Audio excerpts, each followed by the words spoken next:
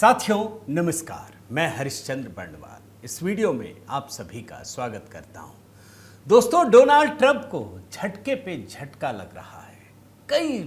एक साथ कई झटके लग रहे हैं और आज की कहानी तो और भी विशेष है दोस्तों, क्योंकि जिन लोगों ने ऑपरेशन सिंदूर को देखा है, उसकी तपिश को महसूस किया है, वो रिपोर्ट तो आज भी छप रही है। लेकिन अब जो भारत सरकार ने काम किया है दोस्तों, यकीन मानिए ऑपरेशन सिंदूर भूल जाएंगे।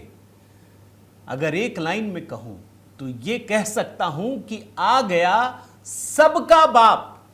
यह काम हो रहा है दोस्तों, और इतना बड़ा काम है जो न भूतो न भविष्यति आज तक भारत ने कभी नहीं किया।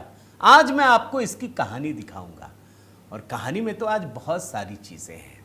सिर्फ डोनाल्ड ट्रंप ही नहीं है, ऑपरेशन सिंदूर ही नहीं है, बल्कि पिछले कुछ दिनों में भारत की सेना ने, भारत की सरकार ने जो काम किया है वो अमेरिका को सीधे सीधे औकात दिखाने जैसा है। कई लोगों को शिकायत होती है कि मोदी सरकार कुछ कहती नहीं है, डोनाल्ड ट्रंप कहे जा रहे हैं, बकवास किए जा रहे हैं, ये कहते नहीं है। लेकिन दोस्तों, अब समय निकल गया, कह तो अब भी नहीं रहे हैं, अब तो सीधे सीधे कर रहे हैं। और इसके साथ ही भारत के विदेश मंत्री ने जो कहा है वो डोनाल्ड ट्रंप को एक तरीके से सीधे सीधे चेतावनी भी है।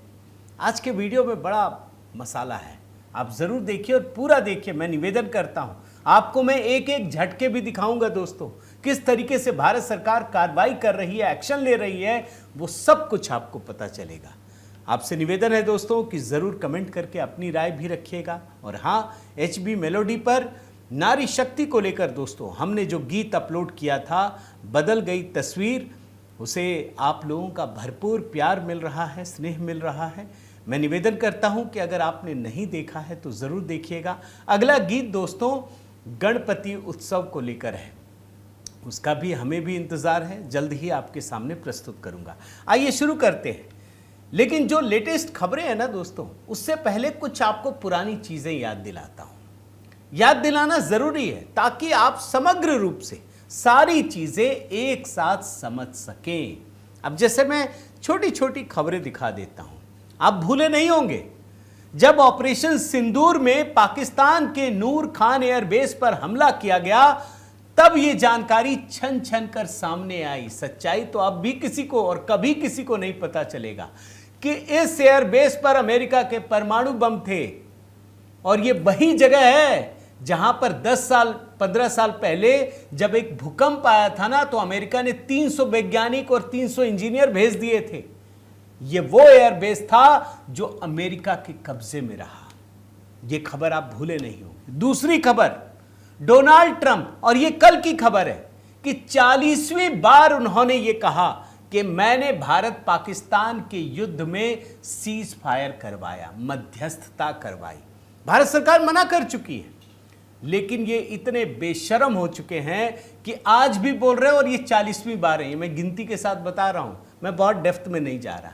तीसरी खबर, ऑपरेशन सिंदूर में जिस तरीके से भारतीय सेना ने अमेरिका के बड़े बड़े फाइटर जेट जैसे F-16, JF-17, Chinese air defence system, 12 airbase, इन सब को तबाह किया।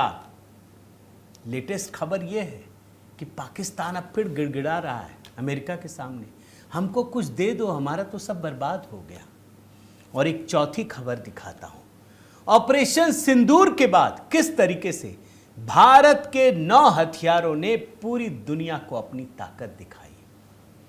अब ये 4 खबर आप बैकग्राउंड में सिर्फ आपको रिकॉल कराया है मैंने। अब ताजा तरीन खबर देखिए, भारत ने क्या काम किया है। भारत ने multi layer air defence system में बहुत बड़ी छलांग लगाई है। ये कितनी बड़ी खबर है, अभी मैं आपको इसका एहसास दिलाता हूं। अमेरिका लगातार भारत पर दबाव डाल रहा है ना कि हमारे हथियार खरीदो, हमारे फाइटर जेट खरीदो, हमारे इंजन खरीदो। भारत ने कुछ नहीं लिया, हम तुम्हारे दबाव के आगे नहीं झुकेंगे। लेकिन भारत ने क्या किया, अब आपको मैं वो दिखाने जा रहा हूं। अपने स्वदेशी सिस्टम को बढ़ावा देने के साथ साथ उन सभी देशों के साथ एग्रीमेंट किया जिसने भारत के इस शर्त को मंजूर किया कि हम हथियार के साथ साथ आपको तकनीक भी दे देंगे। और ऐसी कम से कम 5-6 खबरें मैं आपको दिखा रहा हूं, बड़े गौर से देखिएगा दोस्तों। अभी मैंने आपको कहा ना, multi layer air defence system, ये क्या है? अपनी सैन्य क्षमताओं को मजबूत करने में जुटा। अभी क्या हुआ दोस्तों, ये कल की खबर बता रहा हूं। 23 अगस्त को ओडिशा के तट पर दिन में करीब 12:30 बजे एक सफल परीक्षण किया गया। और यह सफल परीक्षण क्या है, सुन लीजिए। डीआरडीओ ने integrated air defence weapon system के साथ पहला परीक्षण किया और इस बात की जानकारी खुद रक्षा मंत्री ने दी है। अब ये IADWS क्या है, इस बात को समझना चाहते हैं तो बताता हूं। ऑपरेशन सिंदूर के समय दोस्तों आपने देखा था ना, सैकड़ों ड्रोन उड़कर आते थे, मिसाइल तक भेज दी। पाकिस्तान ने एक भी भारत की जमीन पर नहीं गिरा, सबको आसमान में मार गिराया। ये जो कल डिफेंस सिस्टम डेवलप हुआ है दोस्तों, जिसका सफल परीक्षण हुआ है, ये एक multi layered air defence system है और 3 हथियार हैं और तीनों के तीनों स्वदेशी हैं। तीनों के बारे में एक एक लाइन में बताता हूं। पहला हथियार, ये मध्यम दूरी पर हवाई खतरों जैसे लड़ाकू विमान, क्रूज मिसाइल को तेजी से इंटरसेप्ट करता है। दूसरा सिस्टम, ये नजदीकी दूरी पर हेलीकॉप्टर, ड्रोन, लो फ्लाइंग एयरक्राफ्ट को मार गिराने के लिए बनाया गया है। और तीसरा सिस्टम, ये हाई पावर लेजर पर आधारित है, जो ड्रोन, मिसाइल और अन्य हवाई खतरों को सीधे लेजर बीम से निष्क्रिय कर सकता है। और इन सभी को centralised command and control system से ऑपरेट किया जाता है। अब ये बात पूरी समझ में शायद ना आई हो तो मैं एक ग्राफिकल आपको कंपैरिजन दिखाता हूं ऑपरेशन सिंदूर से। बड़े ध्यान से देखिए, फिर आपको समझ में आएगा। एक तरफ मैंने ऑपरेशन सिंदूर और दूसरा अभी का जो IADWS 2025, क्या फर्क है इस बात को समझिए। ऑपरेशन सिंदूर में जितने सिस्टम थे अधिकतर रूसी और आंशिक रूप से डीआरडीओ आकाश। ये जो परीक्षण हुआ है लेटेस्ट, ये पूरी तरह से स्वदेशी डीआरडीओ का डिजाइन है और 3 सिस्टम है। बेहतर इसलिए है क्योंकि विदेशी निर्भरता हमने खत्म की है। दूसरा पहलू इंटीग्रेशन का, ऑपरेशन सिंदूर में सारे सिस्टम स्वतंत्र रूप से चलते थे। एकीकृत जो नेटवर्क था, इंटीग्रेशन था, वो बड़ा सीमित था। अब जो हुआ है वो centralised command and control system है। सभी हथियार एक दूसरे से इंटीग्रेटेड है। यह फायदा है। और इसका बेहतर क्यों है ये भी आप समझिए, क्योंकि ये रियल टाइम सेंसर फ्यूजन और तेज प्रक्रिया है। लेयर डिफेंस में आइए आप, उस समय short range, medium, long range सब थे। इस समय डायरेक्टेड एनर्जी वेपन्स हैं और सब डीआरडीओ से इंटीग्रेटेड है। टेक्नोलॉजी, इसमें क्या फर्क है? केवल मिसाइल आधारित सिस्टम था ऑपरेशन सिंदूर में, अब लेजर आधारित सिस्टम भी शामिल किया गया है। कॉस्ट इफेक्टिवनेस भी आई है। पहले विदेशी था तो खरीदना पड़ता था, माल देना पड़ता था, अब सब कुछ हमारा है। तो ये कितना बड़ा सिस्टम भारत ने खुद से डेवलप किया है। अब एक दूसरी खबर दिखाता हूं, ये तो गजब की खबर है दोस्तों, अमेरिका से जुड़ी हुई है। अमेरिका लगातार अपने फाइटर जेट की बात कर रहा था ना, स्टेल्थ 5th जनरेशन का फाइटर जेट हमसे खरीद लो। भारत ने कहा कुछ नहीं, तुम्हारे को तो हमने डिकोड कर लिया।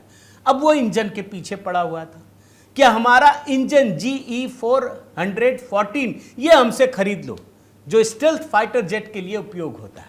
मना कर दिया। हमने डील कर ली, किससे? फ्रांस के सैफरन के साथ डील कर ली है और वो मिल करके फाइटर जेट के लिए नया पावरफुल जेट इंजन डेवलप करेगा और ये रणनीतिक साझेदारी के साथ होगी। ये हमको तकनीक भी देगा और रक्षा मंत्री ने इसकी जानकारी दी है कि अब डीआरडीओ के साथ इसको विकसित किया जाएगा और जल्द ही इसे कैबिनेट कमेटी ऑन सिक्योरिटी के पास मंजूरी के लिए भेजा जाएगा। और जो सैफरन है वो भारत को पूरी की पूरी टेक्नोलॉजी भी ट्रांसफर करेगा।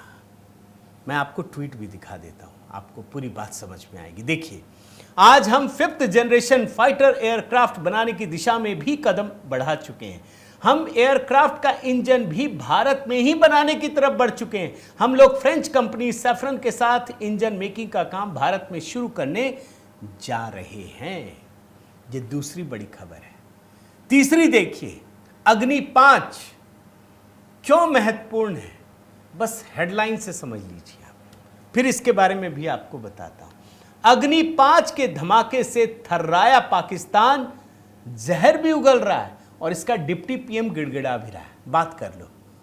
अब पीएम पाकिस्तान को हमसे बात करने की जरूरत क्या है? सोचिए भाई, पाकिस्तान से तो अमेरिका दादाजी बात कर रहे हैं भाई। जहां ट्रंप खुद बात कर रहे हैं उसको हमसे बात करने की क्या जरूरत है? यह है बहुत बड़ी खबर दोस्तों, यही असलियत है। अग्नि 5 इंटरकॉन्टिनेंटल बैलिस्टिक मिसाइल है जिसका परीक्षण 20 अगस्त को हुआ है। आप समझिए आज कितना है, 24 तारीख है, ठीक 4 दिन पुरानी बात बता रहा हूं। और इसकी रेंज 5000 से 7000 किलोमीटर तक है।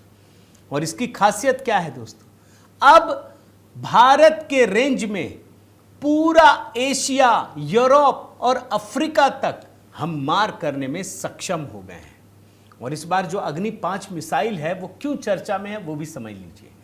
अग्नि 5 मिसाइल दोस्तों 90 डिग्री में टर्न करने की क्षमता रखता है और इसके वीडियो भी वायरल हो रहे हैं। यानी आप सोचिए, जहां अमेरिका भारत पर यह दबाव डाल रहा है कि हमसे हथियार करो, हम किस दिशा में आगे बढ़ रहे हैं, कहां पहुंच रहे हैं। ऑपरेशन सिंदूर से भी आपको एक छोटी तुलना करके बताता हूं क्यों यह बड़ा जरूरी है। ऑपरेशन सिंदूर के समय हम सीमा सुरक्षा, टैक्टिकल डिफेंस में जुटे हुए थे, यह हमारी ताकत थी। अब हम रणनीतिक प्रतिरोध की क्षमता भी हासिल कर चुके हैं। इसका मतलब यह हुआ दोस्तों कि ऑपरेशन सिंदूर में हम डिफेंस के रूप में एक बहुत बड़ी ताकत थे। लेकिन अगर सही मायने में देखिए, चीन पाकिस्तान का साथ दे रहा था, तो एक डेटरेंस पावर के रूप में अग्नि 5 एक बहुत बड़ी ताकत देता है। ऑपरेशन सिंदूर के समय हमारी क्षमता शॉर्ट और मिड रेंज मिसाइलों की थी, एयर डिफेंस इतना ही था। आज हम इंटरकॉन्टिनेंटल हो गए हैं, यानी चीन का तो कोई हिस्सा हमसे बचा ही नहीं है। तीसरा, चुनौती के तौर पे देखिए कि ऑपरेशन सिंदूर के समय हम ड्रोन, एयरक्राफ्ट, सीमा पर मिसाइलें तैनात करके रखे थे।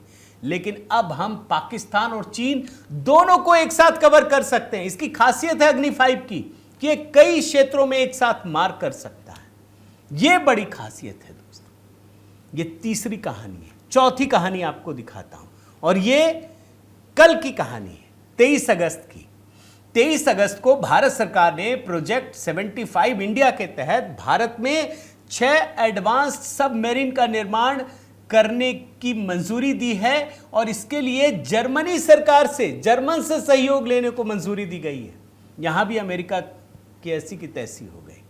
जो अमेरिका लगातार लगा हुआ है कि भारत से बात करें, भारत से बात करें।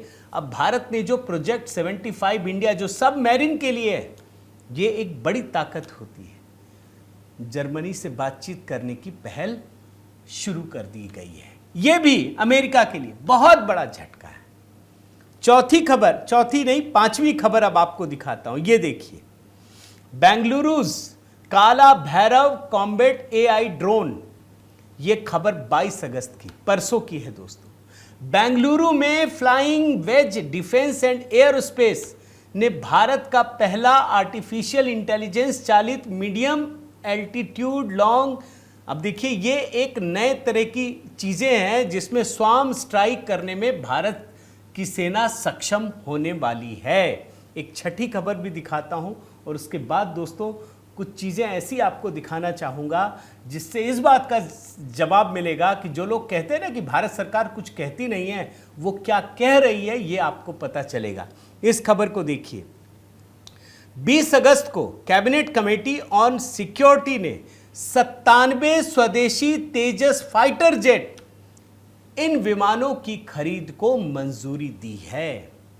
यानी रक्षा के क्षेत्र में ऑपरेशन सिंदूर के बाद भारत की सेना अपनी ताकत बढ़ाने में लगातार जुटी हुई है। यह है असली खबर और इसीलिए मैंने कहा क्या आप ऑपरेशन सिंदूर भूल जाएंगे जब इन ताकतों को आप एक साथ भारतीय सेना के साथ मिले हुए देखेंगे? अब मैं थोड़ा सा आपको आगे लेकर चलता हूं दोस्तों। जो लोग सवाल उठाते हैं ना कि भारत सरकार कहती नहीं है, एस जयशंकर के 2-3 बयान सुनाता हूं दोस्तों, और तब आपको अंदाजा होगा कि आखिर भारत सरकार ऐसा कर क्यों रही है, कह क्यों रही है।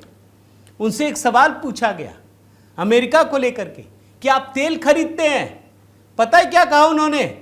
कि जो खुद धंधा कर रहे हैं वो हमको सिखा रहे हैं कि हम धंधा कर रहे हैं। और उन्होंने एक लाइन में ये बात कही कि अगर आपको हमसे नहीं खरीदना मत खरीदिए। आपको कोई जबरदस्ती कर रहा है क्या? आप जानते हो क्या रहा है? भारत रूस से तेल खरीदता है और उस तेल को अमेरिका खरीदता है भारत से, और फिर हम पे इल्जाम दे रहा है कि आप तो मुनाफाखोरी कर रहे हो। एस जयशंकर ने जवाब दिया, आपको किसी ने कहा क्या कि आप मुझसे तेल खरीदो, मत खरीदो? मैं बयान सुनाता हूं दोस्तों, आप सुन लीजिए। Which come from the other side of not just purchase of oil but profiting from oil. How do you respond to those accusations? Look, it's funny you have people who work for a pro-business American administration accusing other people of doing business. Okay, that's really curious. But here's the point: if you have a problem buying oil from India, oil or refined products, don't buy it. Nobody forced you to buy it. I mean, but Europe buys, America buys. So you don't like it, don't buy it. आज जब भारत की ताकत बढ़ रही है दोस्तों, आप समझ लीजिए सिर्फ पाकिस्तान परेशान नहीं है, अमेरिका भी है। दोस्तों, हमारे विदेश मंत्री से अमेरिका और पाकिस्तान के रिश्तों के बारे में पूछा गया। क्या जवाब दिया? आज कई लोगों को इस जवाब को सुन करके ना वो तिलमिलाहट पैदा हो जाएगी। जानते हैं क्यों? उन्होंने याद दिलाया कि अरे अमेरिका और पाकिस्तान के इतिहास की बात करते हो। मैं आपको सिर्फ लाइन पढ़ देता हूं। They have a history with each other and they have a history of overlooking there history. उनका तो बहुत पुराना इतिहास है, लेकिन उससे भी बड़ी बात यह है कि वो पुरानी चीजों को भूल जाते हैं। और उसके बाद उन्होंने याद दिलाया ओबामा के बारे में, ओसामा बिन लादेन के बारे में, माफ कीजिएगा, याद दिलाया कि वो कहां मिला था। मैं जरा वो हिस्सा आपको सुनाना चाहता हूं दोस्तों, एक बार सुनिए। Have a history with each other, and they have a history of overlooking their history. So what happens is it's not the first time we've seen things. And the interesting thing is when you look sometimes at the certificates, say somebody in the military will give. It's the same military which went into Abbottabad and found who there. एक आखिरी बयान और सुनाता हूं दोस्तों। उनसे मध्यस्थता के बारे में सवाल पूछा गया। बहुत ही क्लियर कट फिर से कहा। वैसे तो प्रधानमंत्री मोदी जब G7 में गए थे और जब ट्रंप ने उनको फोन किया था, तब भी कहा था, भैया हमारा देश मध्यस्थता स्वीकार नहीं करता, कभी नहीं करता, हम कैसे कर लें। इन्होंने वही बात कही और खुलकर कही कि हम भारत पाकिस्तान के बीच जो बातचीत होती है वो हम तीसरे देश की मध्यस्थता कभी नहीं स्वीकार करते। ये तो नेशनल कंसेंसस है। सीधे सीधे ट्रंप जो 40वीं बार कह चुके हैं ना, उनके मुंह पर करारा तमाचे की तरह है। एक बार सुनिए। Third issue pertains to our own region, which is the issue of mediating. Since 1970s, for more than 50 years now, there's a national consensus in this country that we do not accept mediation in our relations with Pakistan. अब आप समझ लीजिए दोस्तों, Donald Trump को कितने झटके लगे। सारे के सारे मैंने डिफेंस के सेक्टर में बताए, ये भी बताया। अब मैं आपको सीधे सीधे कुछ और झटके दिखाता हूं, तब आपको समझ में आएगा कि कितना बड़ा काम हो रहा है। ये ट्वीट देखिए, ये सैम ऑल्टमैन है, ओपन एआई जो चैट जीपीटी है ना, उसके सीईओ हैं। क्या लिखा है? We are opening our first office in India later this year and I am looking forward to visiting next month. AI adoption in India has been amazing to watch. ChatGPT users grew 4x in the past year and we are excited to invest much more in India. क्या लिख रहे हैं ये chat GPT के CEO? ये कह रहे हैं कि अब हम भारत में अपना पहला ऑफिस खोलने जा रहे हैं। मैं भारत भी आ रहा हूं, भारत में तो गजब की तरक्की हुई है भाई हमारी कंपनी की। कैसे झटका जानते हैं? क्यों झटका है? अभी थोड़े दिन पहले की आपको खबर दिखाता हूं, ये देखिए। Put America first, Trump's big warning to tech firms against hiring Indians. ये डोनाल्ड ट्रंप लगातार अपनी कंपनियों को धमका रहे थे कि खबरदार अगर किसी भारतीय को नौकरी पे रख लिया, ऐसे ही बोल रहे थे। और जिनकी कंपनी भारत में है उसको तो सीधे सीधे धमकाया, वापस लाओ अमेरिका। कई कंपनियों को धमकाया होगा, यह बात आप समझ जाइए। लेकिन इसके बाद भी अगर सैम ऑल्टमैन जो चैट जीपीटी के सीईओ हैं, ओपन एआई के, अगर ये बात कह रहे हैं तो कितनी बड़ी बात है आप खुद सोच लीजिए। इसका मतलब है डोनाल्ड ट्रंप को उसके ही देश के लोग ठेंगा दिखा रहे हैं, ये बता रहे हैं कि तुम्हारी बात हम नहीं सुनने जा रहे हैं, तुम बड़बोले आदमी हो, तुम सिर्फ भारत का नुकसान कर रहे हो, ऐसा नहीं है, तुम अमेरिका का भी नुकसान कर रहे हो। और एक और झटका आपको दिखाता हूं दोस्तों, ये चीन से है। आप जानते हैं ना, चीन के साथ ट्रेड वॉर में एक चिप को लेकर वॉर शुरू हुआ था, चिप वॉर, जिसमें राष्ट्रपति ट्रंप ने अमेरिका की दूसरी बड़ी कंपनी एनवीडिया ने NH20 चिप का प्रोडक्शन रोक दिया है। और ये खबर क्या है आप समझिए कि अमेरिका के राष्ट्रपति डोनाल्ड ट्रंप ने अपने यहाँ की एक कंपनी है एनवीडिया, उसे ये कहा कि H20 चिप जो आप चीन को देते हैं उसका गलत इस्तेमाल होता है, हम उसको रोक देंगे। अब ये डोनाल्ड ट्रंप कहे उससे पहले ही चीन ने उसको खरीदने से ही मना कर दिया। आप देख लीजिए, जबकि खबर यह है कि अमेरिका ने इस चिप को चीन की बिक्री को हरी झंडी दी थी। डोनाल्ड ट्रंप ने शर्त रखा कि चीन को जो भी इससे कमाई होगी 15% हमको दोगे। चीन ने बदले में क्या किया जानते हैं? बोला तेरा चिप नहीं लेना, हम खरीदेंगे ही नहीं, और उसको बैन कर दिया। यह है डोनाल्ड ट्रंप की असलियत दोस्तों। उसको कितना बड़ा झटका लगा है, इसी से अंदाज लगा लीजिए। और आखिर में दोस्तों चलते चलते मैं आपको एक खबर दिखा देता हूं। जब डोनाल्ड ट्रंप भारत के खिलाफ लगभग खुलकर साजिश कर रहे हैं, एक ऐसे समय में मैं सिर्फ आपको एक बयान दिखाता हूं। इटली के पूर्व प्रधानमंत्री रेंजी जानते क्या कह रहे हैं? कि इस समय यूरोप को अगर किसी एक देश की सबसे अधिक जरूरत है तो वो भारत है। अमेरिका के साथ यूरोप के रिश्ते भी लगातार खराब हो रहे हैं। अमेरिका का कनाडा के साथ खराब हो रहा है, अमेरिका का जापान के साथ खराब हो रहा है। और ऐसे समय में इटली के पूर्व प्रधानमंत्री ये खुलकर कह रहे हैं कि अगर आज यूरोप को किसी एक देश की सबसे अधिक आवश्यकता है तो वो भारत है।